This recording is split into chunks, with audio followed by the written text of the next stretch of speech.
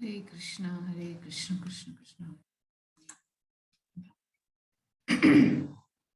हरे कृष्णा। स्वागत है आप सभी का कृष्ण पुस्तक के आज के सत्र में।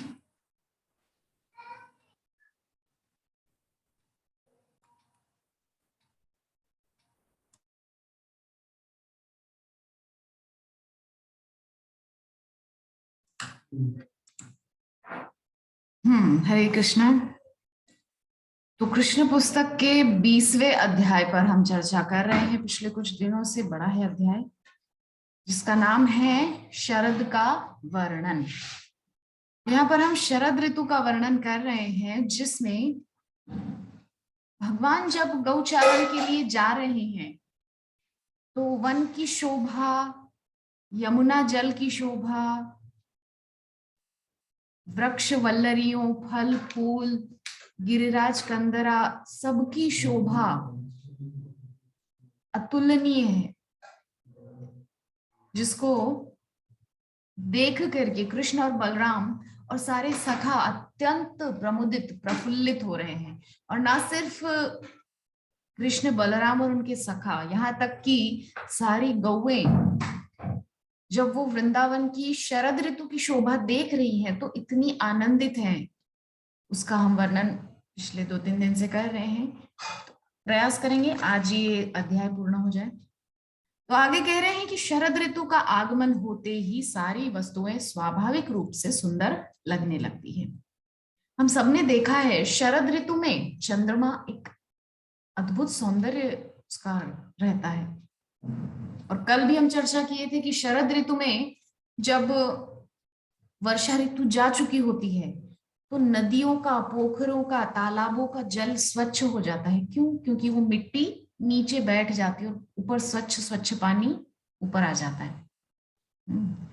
तो इसी तरह जब कोई भौतिकतावादी व्यक्ति कृष्ण भावनामृत अंगीकार करता है तो वह भी शरदकालीन आकाश तथा जल की भांति निर्मल हो जाता है। उदाहरण के तौर पर यहाँ श्रील प्रभुपाद किसी भौतिकतावादी व्यक्ति का उदाहरण दे रहे हैं कि जब कोई भौतिकतावादी बहुत ज्यादा घर गृहस्थी परिवार बच्चों में उलझा हुआ है और यही सोचता है कि बस मेरा जन्म इनका पालन पोषण करने के लिए और इसी के लिए हुआ है, बस ऐसा भी व्यक्ति जो इतना डूबा हुआ है घर गृहस्थी संसार में, वो अगर कृष्ण भावनामृत में आ जाता है, यानी कि कृष्ण भक्ति के पथ पर आ जाता है, तो शरद काल में जिस प्रकार से आसमान नभ जिस प्रकार से पवित्र निर्मल हो जाता है और जल, अभी हम बात किए कि जल भी निर्मल हो जाता है, तो उसी प्रकार से वो भौतिकतावादी व्यक्ति कितना भी भौतिकताओं में उलझा रहा हो किंतु कृष्ण भावनामृत में आने के पश्चात उसका जीवन उसी प्रकार निर्मल हो जाता है। शरद ऋतु में श्याम मेघों का उमड़ना रुक जाता है और जल दूषित नहीं रहता। शरद ऋतु में हम देखते हैं कि बादल उतने नहीं छाते हैं, उमड़ घुमड़, बादल गरजना, बिजली चमकना, ये सब बंद हो जाता है लगभग, और जल दूषित नहीं रहता, स्वच्छ हो जाता है। तो स्थल का गंदा वातावरण समाप्त हो जाता है। पूरा यहाँ पर कहने का तात्पर्य ये है कि पृथ्वी का जो नजारा है वो सुंदर सुंदर हो जाता है, बहुत अद्भुत लगता है, क्योंकि वर्षा ऋतु जा चुकी होती है, थोड़ा हरियाली भी होती है, थोड़ा फल फूल नए नए होते हैं, सरोवरों में नया जल आता है, इस प्रकार से। इसी तरह जो व्यक्ति कृष्ण भावनामृत स्वीकार करता है उसका सारा अंतः तथा बाह्य मल दूर हो जाता है। पुनः श्रील प्रभुपाद यहाँ पर एक कृष्ण भावनामृत में आने वाले भक्त का उदाहरण दे रहे हैं। मान लीजिए कोई व्यक्ति है, वो बहुत भौतिकताओं में था किंतु अब जो है वो भक्ति मार्ग में आ गया है।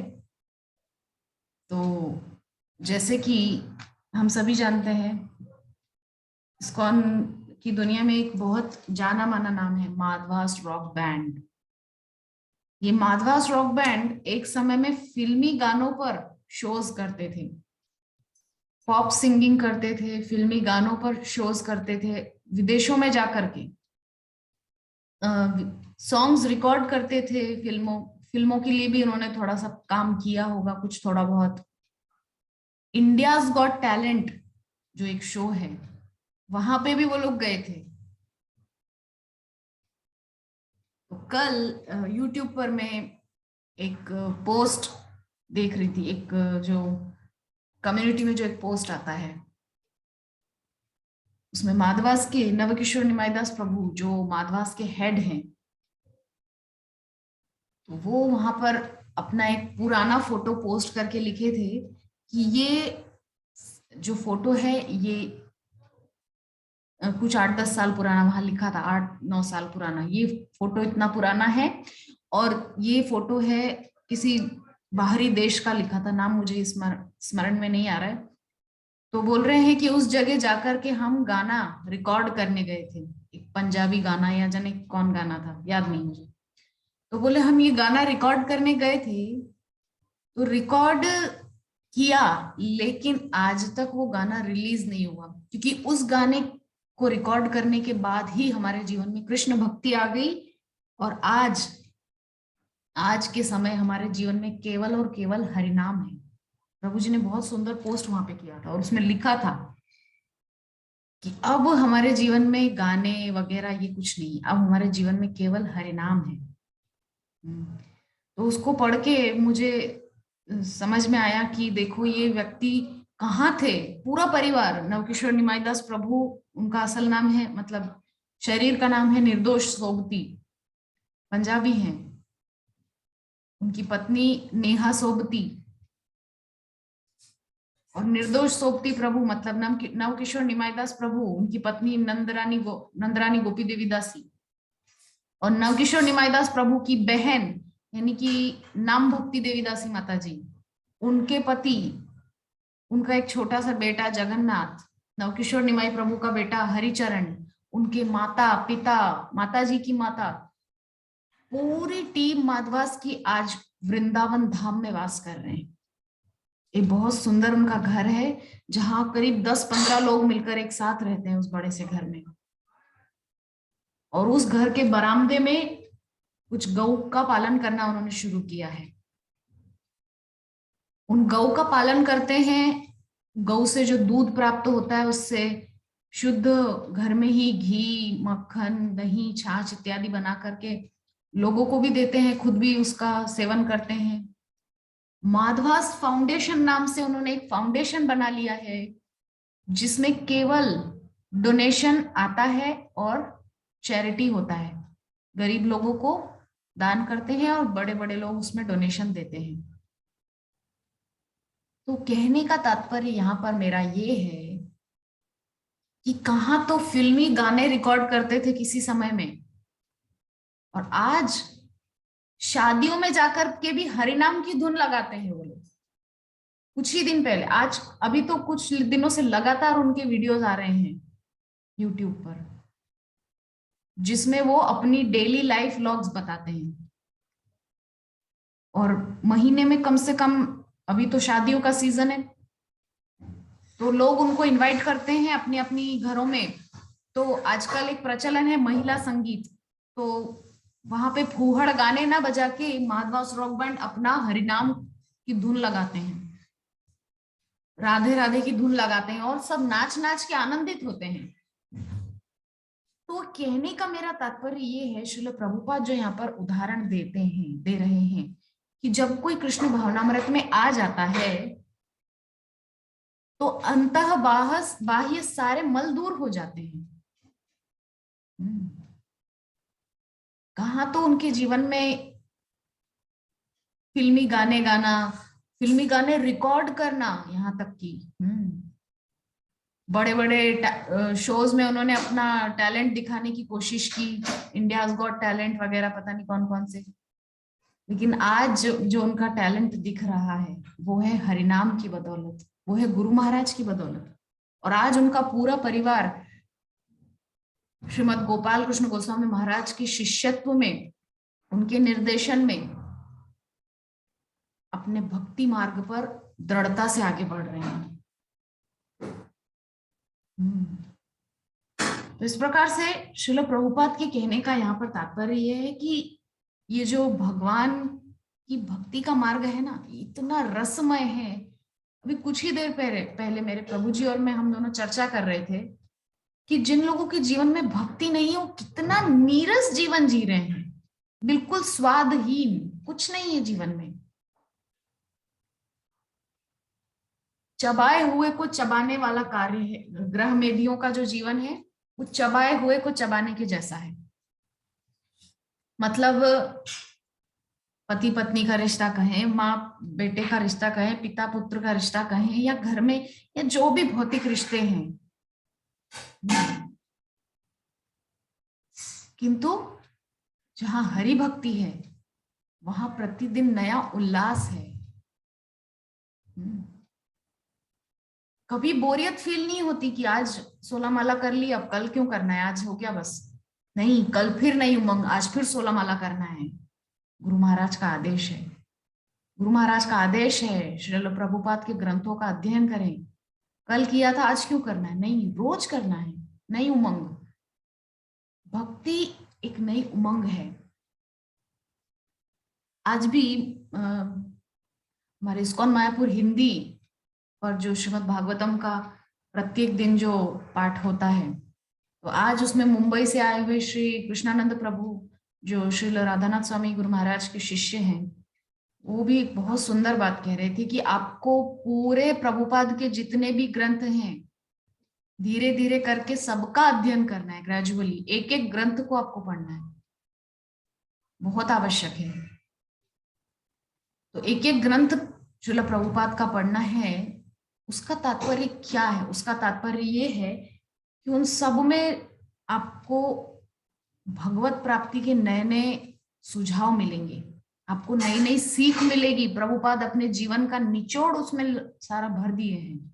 प्रभुपाद जो अपने जीवन में अनुभव किए हैं, प्रभुपाद जो आचार्यों से पाए हैं, पूर्व में पूर्वाचार्यों से जो पाए हैं, वो सब प्रभुपाद उसमें भर दिए हैं ग्रंथों में। इसीलिए इस समय और इस रिकॉर्डिंग को जो भी सुने, उन सबसे मेरा करबद्ध निवेदन है कि अपने घर में श्रील प्रभुपाद का ग्रंथ अवश्य रखें। श्रीमद् भागवतम तो रखे ही रखें।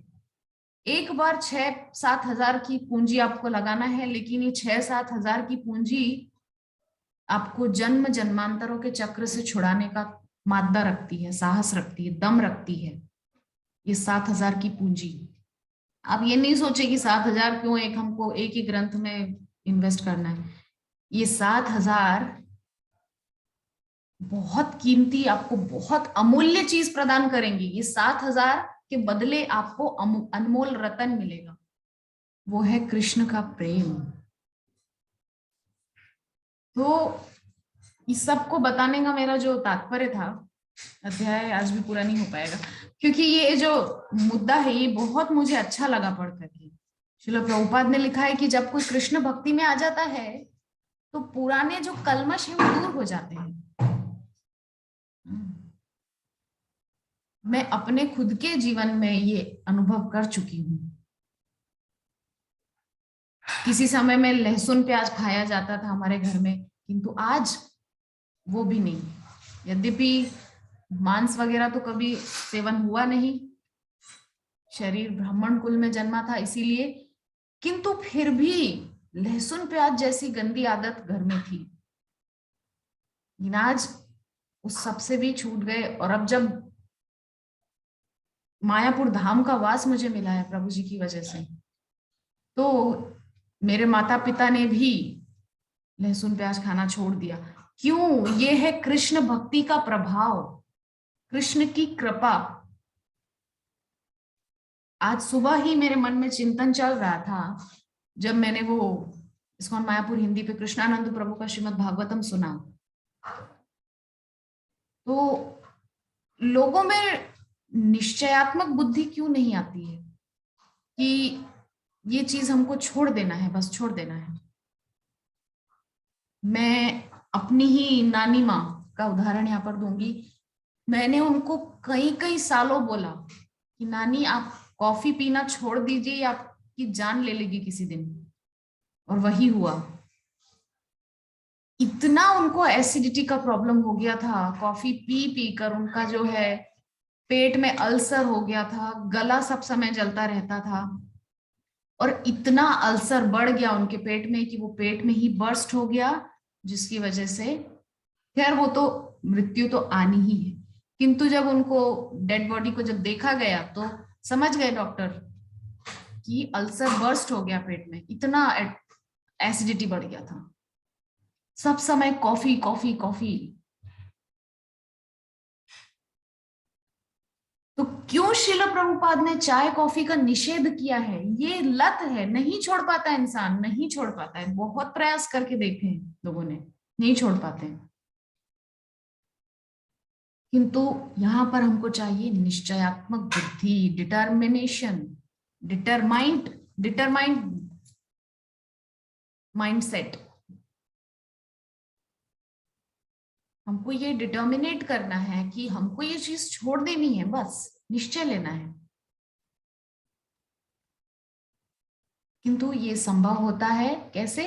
श्रील प्रभुपाद के ग्रंथों, श्रील प्रभुपाद ने जो भाषा का उपयोग किया है ना, भाषा इतनी इतनी कठोर है ना कि सीधा चुभती है जाकर के।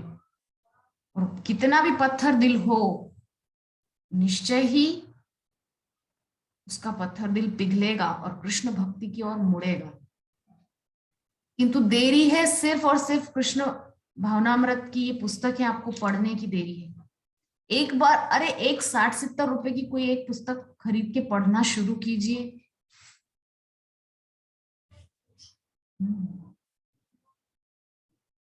श्रीमद् भगवत गीता पढ़ लीजिए, 150 पौने 200 रुपए की है मात्र।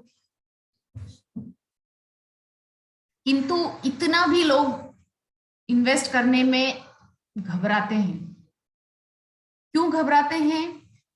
एक तो लोगों के मन में ये रहता है कि अगर हमारे घर में ऐसे ग्रंथ आ गए और हमारे बच्चों ने पढ़ लिए तो उनके अंदर तो आ जाएगा वैराग्य, वो तो हमको छोड़ छाड़ के निकल जाएंगे, बाबा जी बन जाएंगे। हमारी सेवा कौन करेगा? हम तो बुढ़ापे में, हमारी तो बुढ़ापे की लाठी है हमारे बेटा बेटी, इस तरीके की सोच रहती है लोगों की। इसीलिए इस प्रकार के ग्रंथ ही घर में नहीं आने देते हैं। मेरे खुद का जीवन का उदाहरण है। जब श्रील प्रभुपाद के ग्रंथों को पढ़ के मेरे जीवन में बहुत ही क्रांतिकारी परिवर्तन आ गया था। मेरे माता पिता ने जो पुस्तकें थी मेरे घर में, वो किसी और को दे दी थी। मुझे बहुत बाद में जाके पता चला वो पुस्तकें उन्होंने किनको दी थी। 3 पुस्तकें, आत्मा का प्रवास, महारानी कुंती की शिक्षाएं, और एक और पुस्तक थी। पुस्तकें मुझे बाद में कभी मिली ही नहीं। इस प्रकार से श्रील प्रभुपाद के ग्रंथ क्रांतिकारी परिवर्तन लाते हैं जीवन में। तो जो भी मुझे सुनेंगे इस वीडियो के माध्यम से, उनसे मेरा यही निवेदन है, घर में श्रील प्रभुपाद के ग्रंथ लाइए। अगर आप भी उमंग से भरा हुआ जीवन जीना चाहते हैं, नीरसता वाला जीवन नहीं जीना चाहते हैं तो। किंतु यदि आप भौतिकता में ही फंसे रहना चाहते हैं तो ठीक है, श्रील प्रभुपाद के ग्रंथ आप, अगर आप भौतिकता में फंसे रहना चाहते हैं तो श्रील प्रभुपाद के ग्रंथ आपके किस काम के? किंतु यदि आपके अंदर उत्कंठा है कि नहीं, मुझे मुक्ति चाहिए, मुझे इस दलदल से निकल जाना है, मुझे तो मेरे घर जाना है, तो श्रील प्रभुपाद के ग्रंथ निश्चय ही आपकी सहायता करेंगे।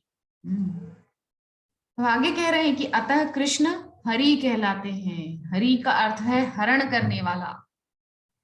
क्या हरण करते हैं कृष्ण?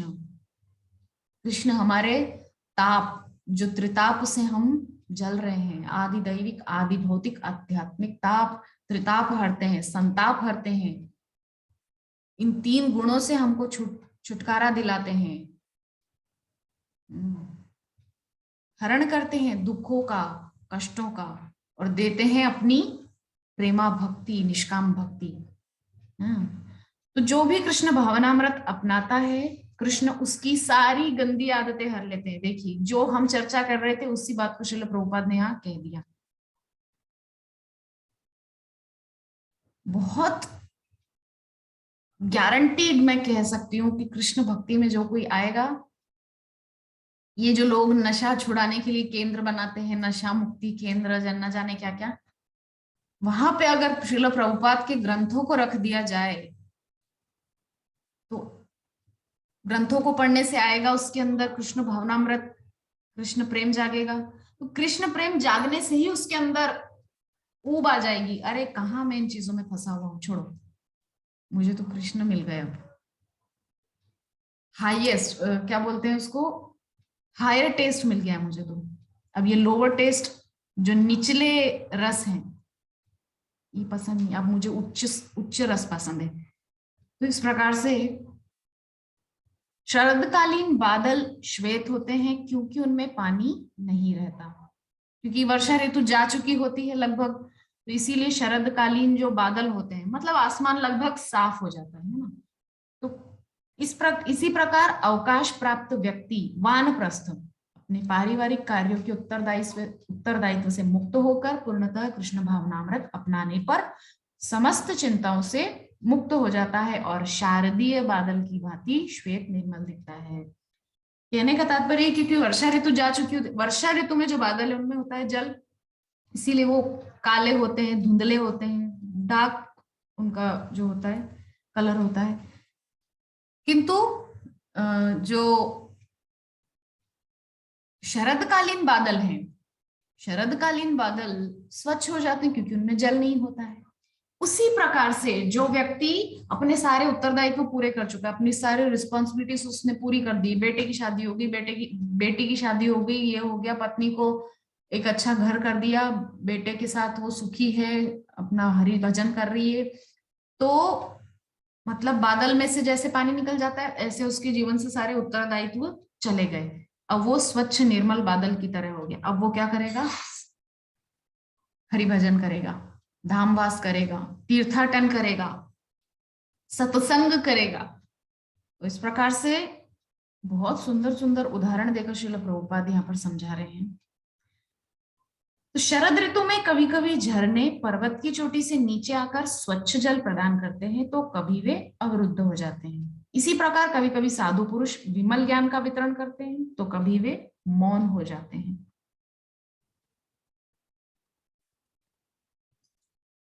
कभी कभी जो है संत अपनी वाणी से अमृत बरसाते हैं तो कभी कभी वे मौन धारण कर लेते हैं। छोटे छोटे पोखर जो वर्षा ऋतु के कारण जल से भर गए थे धीरे धीरे शरद ऋतु में पुनः सूखने लगते हैं, छोटे छोटे पोखर। इन जलाशयों में रहने वाले छोटे छोटे जलचर प्राणी यह नहीं जान पाते कि दिन अनुदिन इन जलाशयों की संख्या घटती जा रही है। जिस प्रकार की भौतिकता में निमग्न व्यक्ति यह नहीं समझ पाते कि उनकी आयु दिन प्रतिदिन क्षीण होती जा रही है। मूर्खतावश लोग आजकल जन्मदिन मनाते हैं, बड़ी बड़ी पार्टियां करते हैं और ना जाने क्या क्या उसमें आयोजन करते हैं, गान बजाते हैं बहुत जोर जोर से, लेकिन लोग ये नहीं समझ पाते कि ये खुशी मनाने का दिन नहीं, चिंता का विषय है। मेरे जीवन से एक पूरा साल 365 दिन बिना कृष्ण को याद किए, बिना कृष्ण भक्ति के निकल गए, जीवन व्यर्थ चला गया। पूरा एक साल 365 दिन, कितनी बड़ी बात है, व्यर्थ चले गए 365 दिन मेरे जीवन के। और कभी कभी तो एक दिन ज्यादा भी होता है, 366 दिन भी हो जाते हैं साल में। तो ये तो बहुत बड़ी हानि है और लोग उस पे उत्सव मनाते हैं प्रसन्न चित्त होकर के एकदम। अरे जो इस्कॉन में है, जो भक्ति में है, वो अपना बर्थडे मनाए तो समझ में भी आता है कि चलो वो तो रोज 16 माला जप भी करते हैं, कृष्ण का दर्शन भी करते हैं, जाकर के आरती भी अटेंड करते हैं, ग्रंथ वितरण भी करते हैं, ग्रंथ पठन पाठन भी करते हैं, क्लास भी देते हैं, सब तरह से मतलब वो अपनी सेवाएं कृष्ण चरणों में दे रहे हैं। किंतु जो भक्ति में नहीं है, केवल जो धन कमाने में, परिवार का पालन पोषण करने में व्यस्त हैं, वो लोग जब जन्मदिन मनाते हैं तो देख करके दया आती है कि किस प्रकार से अपने जीवन का एक पूरा साल इस तरह से बर्बाद होने पर आनंदित हो रहे हैं, प्रसन्न हो रहे हैं। उसी प्रकार से जो भौतिकता में निमग्न है, यहाँ पर प्रभुपाद बहुत अच्छा उदाहरण दे रहे हैं कि जो लोग भौतिकता में निमग्न है वो ये नहीं जान पाते कि हमारी तो आयु घट रही है, दिन प्रतिदिन घट रही है। किसी समय में बच्चे थे, फिर बड़े हुए, जवान हुए, अब अधेड़ हो गए हैं, किसी समय बूढ़े हो जाएंगे। तो समय तो चला जा रहा है अपनी गति से, हम वहीं की वहीं खड़े हैं, कुछ हो नहीं रहा है, भक्ति नहीं हो रही है जीवन में, नीरस जीवन जी रहे हैं। तो ऐसे लोग गाय, धन, संतान, स्त्री, समाज तथा मित्रता बनाए रखने में लगे रहते हैं। शरद ऋतु में जल घटने तथा प्रखर आतप से इन जलाशयों में रहने वाले छोटे छोटे प्राणी अत्यधिक विचलित हो उठते हैं। ये उन विवश व्यक्तियों के तुल्य जो ना तो जीवन का आनंद भोग पाने अथवा ना ही पारिवारिक सदस्यों का भरण कर पाने के कारण सदा दुखी रहते हैं। जलाशय में पानी घट जाता है तो वो जीव जंतु थोड़ा विचलित होने लगते हैं, चिंतित होने लगते हैं। उसी प्रकार से भौतिकता में निमग्न जो व्यक्ति है वो ना तो आनंद भोग पाता है, ना सुख भोग पाता है, और परिवार की चिंता अलग कि इसका वो करना है, उसकी पढ़ाई की चिंता, उसकी शादी की चिंता, उसके कपड़े, उसका ये, उसका वो, घर, गाड़ी, बंगला, ये। तो धीरे धीरे पंकिल धरती सूख जाती। पंकिल मतलब कीचड़ वाली धरती सूख जाता है। कीचड़ हम देखते हैं सूख जाता है तो वहां पे ऐसा थोड़ा मिट्टी वो जो है टाइट हो जाती है उस जगह की, सख्त हो जाती, और नवांकुरित वनस्पतियां मुरझाने लगती हैं। इसी प्रकार जो व्यक्ति कृष्ण भावनामृत स्वीकार करता है उसकी पारिवारिक सुख भोग की लालसा धीरे धीरे समाप्त होती जाती है। जैसे कोई कृष्ण भावनामृत में है, भक्ति में है, हम देखते हैं यहाँ पर भी मंदिर में बहुत से माताजी प्रभु जी पूरा पूरा दिन चेष्टा करते हैं कि वो मंदिर में ही सेवा दें। माला बनाने की सेवा, कहीं रान्ना घर में सेवा दे रहे हैं, किचन में, भगवान के किचन में सेवा दे रहे हैं। इस प्रकार से भक्त लोगों के जीवन में जब भौतिक जीवन से जो है थोड़ी नीरसता आ जाती है तो भक्ति जीवन में उनका बढ़ने लगते हैं उनके कदम आगे। उधर इंटरेस्ट बढ़ जाता है, इधर इंटरेस्ट खत्म होने लगता है। तो शरद काल के प्रकट होते ही सागर का जल उसी तरह शांत और गंभीर हो जाता है जिस प्रकार आत्म साक्षात्कार हो जाने पर मनुष्य को प्रकृति के तीनों गुण नहीं सता पाते। यहाँ पर पुनः श्रील प्रभुपाद कह रहे हैं कि शरद काल के प्रकट होते ही सागर का जल उसी तरह शांत और गंभीर हो जाता है जिस प्रकार आत्म साक्षात्कार हो जाने पर मनुष्य को प्रकृति के तीनों गुण नहीं सता पाते। अर्थात भक्तिमय जीवन में जब कोई आ जाता है तो यहाँ समझने वाली बात यह है कि जो प्रारब्ध के जो कर्म फल है वो तो चाहे आप कितने भी बड़े भक्त हो आपको भुगतने हैं। कई कई भक्तों के उदाहरण से हम समझ सकते हैं। हरिदास ठाकुर ब्रह्मा जी के रूप में गलती किए थे तो म्लेच्छ कुल में जन्म लेना पड़ा। परीक्षित जी महाराज, ध्रुव जी महाराज पिछले जन्म में बहुत महान ऋषि थे किंतु जंगल में एक राजकुमार की पालकी आई, देखा इतनी सुंदर सुंदर उसके साथ में कन्याएं हैं जो नृत्य कर रही, उसको आनंदित कर रही है। राजकुमार की तो देखो क्या शान है, ठाठ है। तो ऋषि, महान ऋषि, उनका मन फिसल गया, काश मैं भी ऐसा ठाठ का आनंद भोग पाता। लो साहब, अगले जन्म में राजकुमार बन के आ गए। 36,000 वर्षों तक राज्य भोग करो। ठीक है, तो भगवान एक एक बात को नोट करके रखते हैं। अच्छा ये कामना उठी है मन में, ठीक है, नोट डाउन करके रख लिया। भक्तों की एक एक इच्छा को भगवान नोट डाउन करके रखते हैं। यहाँ पर समझने वाली बात जो हमारे लिए है वो ये है कि कर्म जो प्रारब्ध के फल है, कर्म फल, वो तो भुगतने हैं, किंतु अगर आपके जीवन में, इस जीवन में भक्ति आ गई है तो अब आपको जो त्रिताप है, जो त्रिगुण है, वो नहीं सता पाते हैं। शरद ऋतु में किसान अपने खेतों के चारों ओर मेढ़े बांध देते हैं जिससे उनके खेत का पानी बाहर बहकर न निकल पाए। क्योंकि अब आगे वर्षा की कोई आशा नहीं रह जाती, इसलिए खेत में जितना पानी रहता है उसको बस सुरक्षित रखना चाहता है। वर्षा ऋतु में क्या होता था, हम आगे चर्चा किए थे 1-2 दिन पहले। वर्षा ऋतु में क्या होता है, मेढ़े बांधते हैं, मेढ़ बांधते हैं, लेकिन वो मेढ़ क्या होती है, बह जाती तेज बारिश होने से। लेकिन शरद ऋतु में पुनः किसान मेढ़ बना देता है मिट्टी से, मतलब मिट्टी की छोटी छोटी सी ऐसी एज, मतलब किनारी, बॉर्डर बना देता है। तो उससे क्या होता है, जो पानी खेत के अंदर है वो खेत में ही रहता है शरद ऋतु में। कि आगे तो वर्षा होने वाली ही नहीं है, अब आगे बहुत महीनों बाद होगी, तो वो पानी को सुरक्षित रखने के लिए ऐसा करता है। तो इसी प्रकार स्वरूप सिद्ध व्यक्ति अपनी शक्ति की रक्षा इंद्रियों के संयम द्वारा करता है। संयम की मेड़ बना करके शरद ऋतु चली गई है, अर्थात वानप्रस्थ जीवन में आ गए हैं, भौतिकता चली गई है, गृहस्थ जीवन चला गया है। अब पुनः गृहस्थ जीवन आने की आशा नहीं है, वर्षा ऋतु आने की आशा नहीं है, इसलिए शरद ऋतु आ गई है, वानप्रस्थ आ गया है, संयम की मेड़ बना दी, बॉर्डर बना दी। उसके द्वारा अब पूर्ण रूपेण चित्त भक्ति में लग रहा है। तो यह सलाह दी जाती है कि मनुष्य 50 वर्ष की आयु के बाद गृहस्थ जीवन से विरक्त होकर अपनी शक्ति का संचय कृष्ण भावनामृत को अग्रसर करने के लिए करे। तो जब तक मनुष्य अपनी इंद्रियों को वश में करके उन्हें मुकुंद की दिव्य प्रेमा भक्ति में नहीं लगाता, तब तक मुक्ति की कोई संभावना नहीं। भगवान का एक बहुत सुंदर नाम है मुकुंद, मुक्तिम ददाति इति मुकुंद, जो मुक्ति प्रदान करते हैं उनका नाम है मुकुंद। तो ऐसे मुकुंद की भक्ति में लगने के लिए जब वानप्रस्थी स्टेज पर व्यक्ति पहुंच जाता है, 50 के ऊपर, 51 वानप्रस्थ, अब वन में जाकर के भजन करो, तो उस समय जब व्यक्ति 50 से पार चला जाता है तो उसको सलाह दी जाती है कि वो भगवान श्री मुकुंद की प्रेमा भक्ति में लगे, सेवा करे, अर्चा विग्रह की सेवा करे। देखिए सेवा, अर्चा विग्रह की सेवा करने से क्या होता है, जो हमारा अंतःकरण है वो शुद्ध होता है, क्योंकि उसके प्रति हमारा भाव धीरे धीरे जागने लगता है। तो शरद में दिन के समय कड़ी धूप होती है, किंतु रात्रि में स्वच्छ चांदनी से लोगों को दिन की थकान से छुटकारा मिलता है।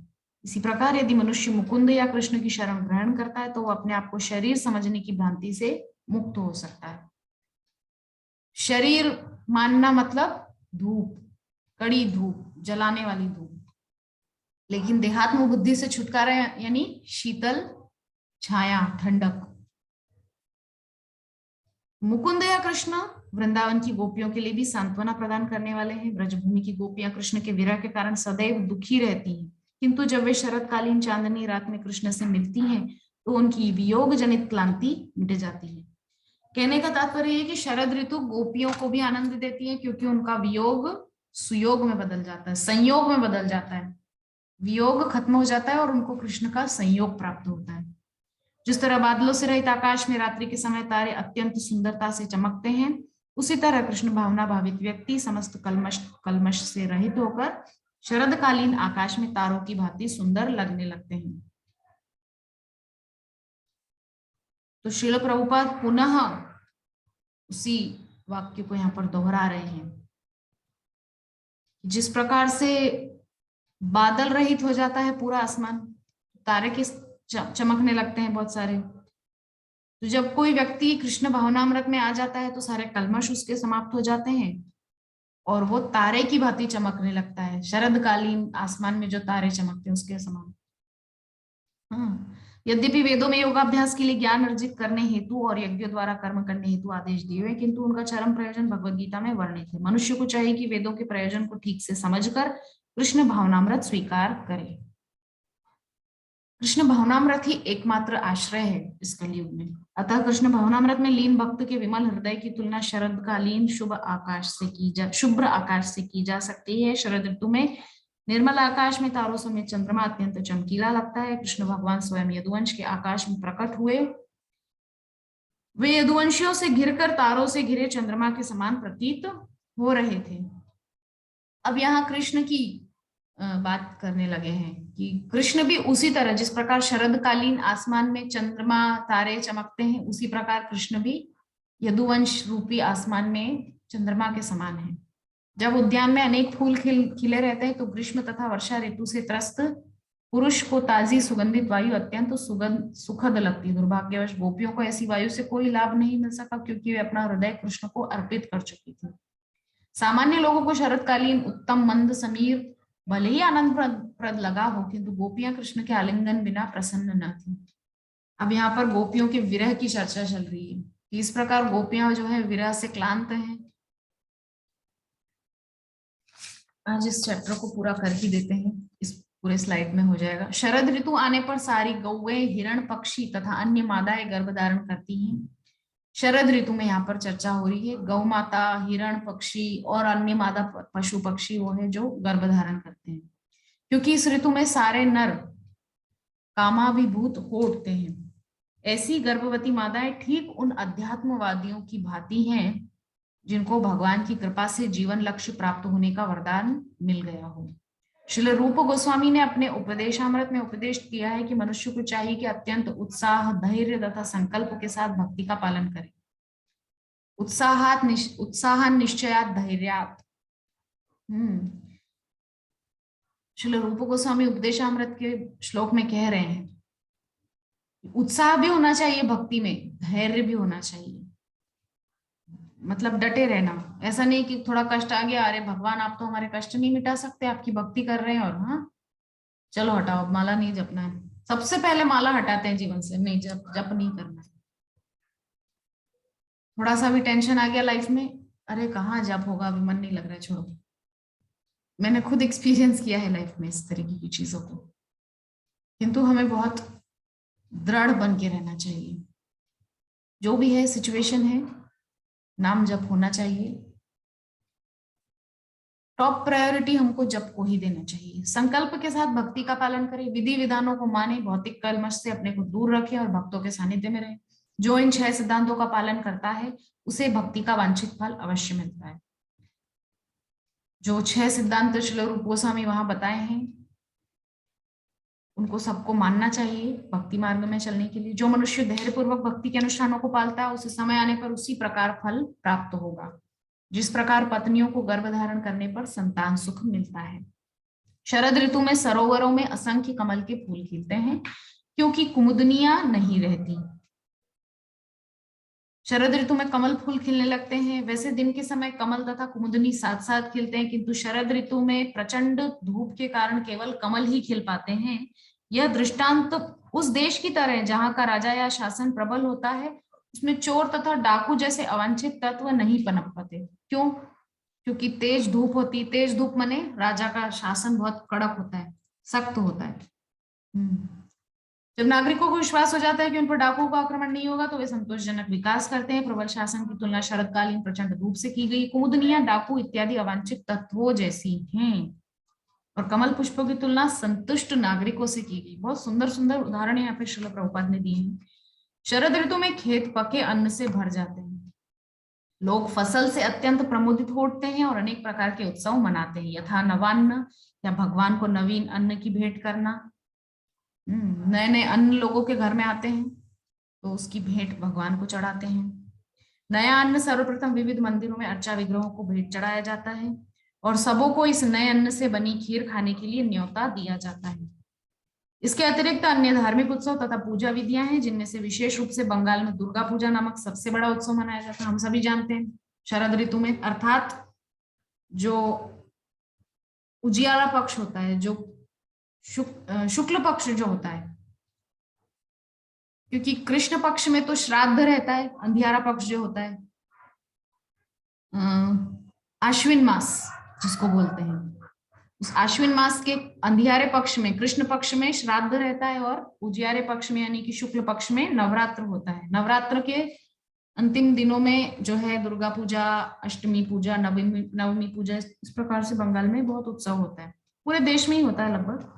तो उस काल वृंदावन में भगवान कृष्ण तथा बलराम की उपस्थिति के कारण शरद ऋतु अत्यंत आकर्षक बनी हुई थी। व्यापारिक समुदाय, राजकीय वर्ग तथा ऋषि सभी वांछित वर प्राप्त करने के लिए इधर उधर जाने के लिए स्वतंत्र थे। इसी प्रकार भौतिक शरीर के बंधन से मुक्त होकर अध्यात्मवादी भी मनवांछित फल प्राप्त करते थे।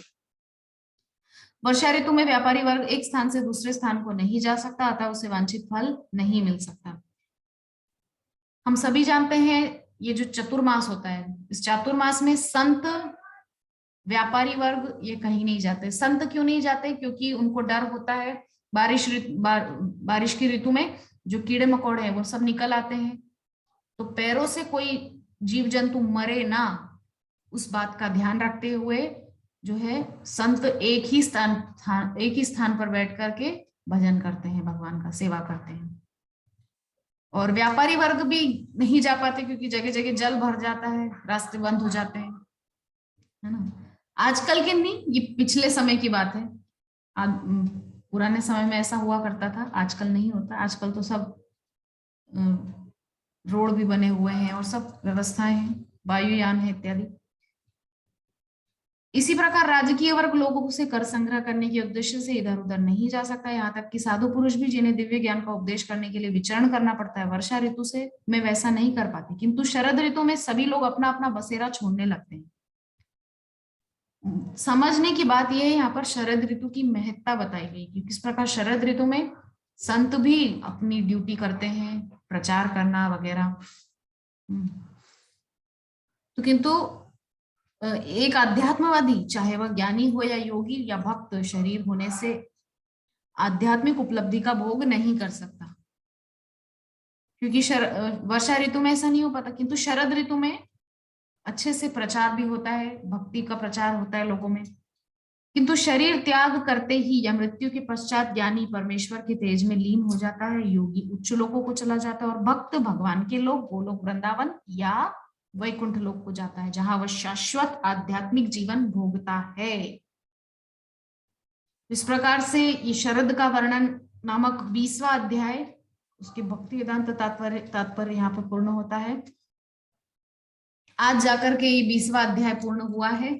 बहुत ही अद्भुत अध्याय है। इसमें शरद ऋतु का बहुत सुंदर वर्णन है। श्रील प्रभुपाद ने सुंदर सुंदर उदाहरण देकर के यहाँ पर बात समझाने का प्रयास किया है। तो आज के सत्र को यही विश्राम देते हैं। कल पुनः आपसे 21वें अध्याय, जिसका नाम है वंशी द्वारा मोहित गोपियां, इस अध्याय को लेकर पुनः आपके सामने प्रस्तुत होंगे। तब तक के लिए हरे कृष्णा।